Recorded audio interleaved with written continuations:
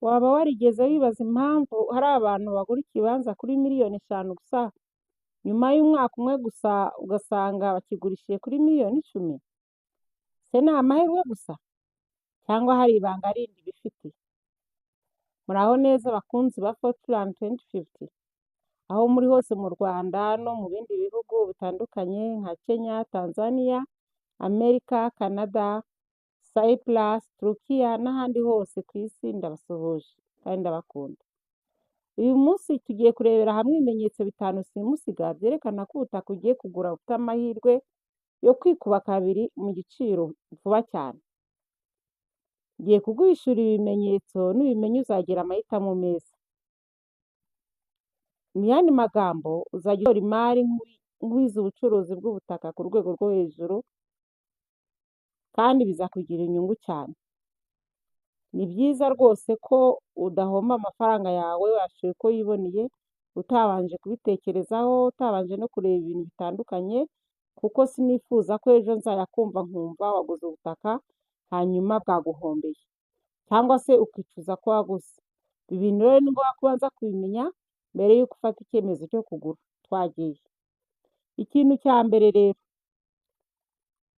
ugomba kubanza kumenya aho hantu ugiye kugura niba hari imihanda cyangwa se ibindi bikorwa remezo. Iyo ubonye ahantu hari guteganywa kunyura umuhanda wa kaburimbo cyangwa ahamaze kugera amashanyarazi n'amazi, icyo ni ikimenyetso cy'amafaranga. Ubutaka buri ku muhanda w'igitaka uyu munsi bufite agaciro gake, ariko iyo kaburimbo ije igiciro gihita kizamuka nk'umurabyo. Inama nakugira rero ni iyihe?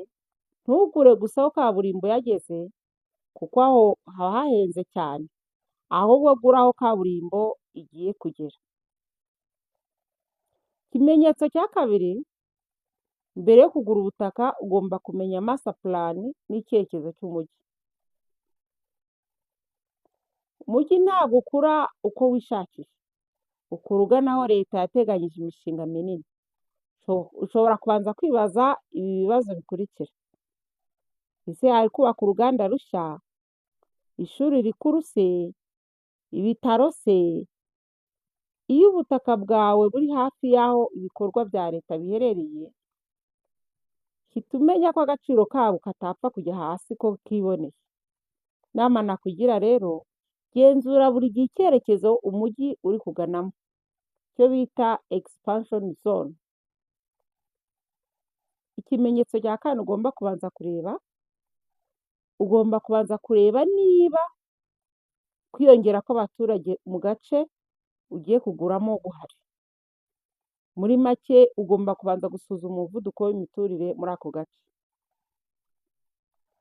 Iyo ugeze mu gace ugasanga amazu mashya ari kuzamuka buri munsi, abantu bari kuhatura baturutse mu tundi duce, iyo ni imbuzi nziza cyane. Kwiyongera kw'abantu bituma ubutaka buba buke, kandi iyo ubutaka buba buke ibiciro birazamuka. Inama nakugira rero, ntukagure ahantu abaturage bari guhunga, ahubwo gura aho abantu bari gusiganwa bagana. Ikimenyetso cya kane, ugomba kumenya neza amategeko y'imiturire, icyo bita zoning mu ndimi z'amahanga. Iyo ubutaka bwahinduriwe icyo bukoreshwa, urugero bukava mu buhinzi bukajya mu guturwa cyangwa mu bucuruzi, agaciro kabo gahita kazamuka cyane. Kubona ubutaka muri master plan bwagenewe commercial use, ubucuruzi, kubonye zahabu kuko inyungu yabwo iba ari nini cyane kurusha ubwo guturamo gusa.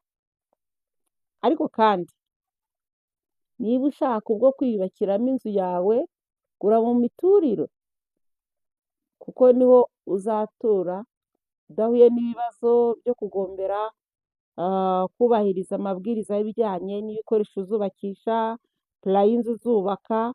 Muri makeya iyo uguze muri R1 uba ufite uburenganzira bwo kubakisha ibikoresho ushaka ndetse no kubaka plan ushaka. Ushobora kubaka ikonoshi, ushobora kubaka igisenge cy'inuma, ushobora kubaka cadastre isanzwe cyangwa se ukubaka na etaje. Ushobora kubakisha amatafari ahiye cyangwa se rukarakara, mbese aha ngaha uburyo buba bworoshye bwo kubakisha cyangwa se kubaka pula iyo ari yose ushaka. Ariko nibizamuka bikajya muri R2 biragenda bihinduka, amabwiriza arahinduka. So amabwiriza ajyanye na zoningi, aya mategeko ya zoningi nayo ugomba kuyamenya. Ikindi kimenyetso cya gatanu rero, ugomba kumenya igiciro cyo munsi y'isoko, undervalued property.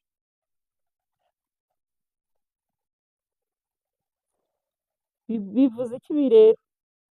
Igiciro uguriyeho ubutaka nacyo ugomba kugiha agaciro. Gute? Rimwe na rimwe hari abantu bagurisha ubutaka kubera ikibazo cyihuse bifitiye. Iyo ubonye umuntu ugurisha ikibanza gihagaze miliyoni 10 akagihera kuri miliyoni 7 kuko akeneye amafaranga vuba, deja ako kanya uhita wuka miliyoni 3 ukimara kukigura. Inyungu ntabwo iba igihe ugurisha gusa, ahubwo inyungu itangira uwo munsi waguze. Icyo nacyo ni ikimenyetso kiba kikwereka ko ubwo butaka bwawe buzikuba cyane. Dusoza rero, niba ushaka mu bibanza bifite icyerekezo, twebwe muri Fortland 2050 turahari ngo tugufashe, cyane ko tuguha ubutaka tugufasha gusuzuma ibyo byose bitewe n'ibyifuzo byawe, bitewe n'amafaranga ufite, bitewe n'aho ushaka gutura, bitewe mbese buri kimwe cyose turagisuzuma muri ibi bimenyetso nakubwiye kugira ngo tugufashe gufata umwanzuro. Urakoze kudutega amatwi. Niba ukunze iyi video, kora subscribe, kora like, kanda ukazogira kugira ngo utazacikwa n'ikiganiro gikurikiraho. Sangiza iyi video inshuti yawe ishaka kwiteza imbere. Fortland 2050, ubutaka n'ejo hazaza hawe. Hamagara kuri nimero 0788119370 cyangwa utwandikiye kuri WhatsApp. Ciao ciao.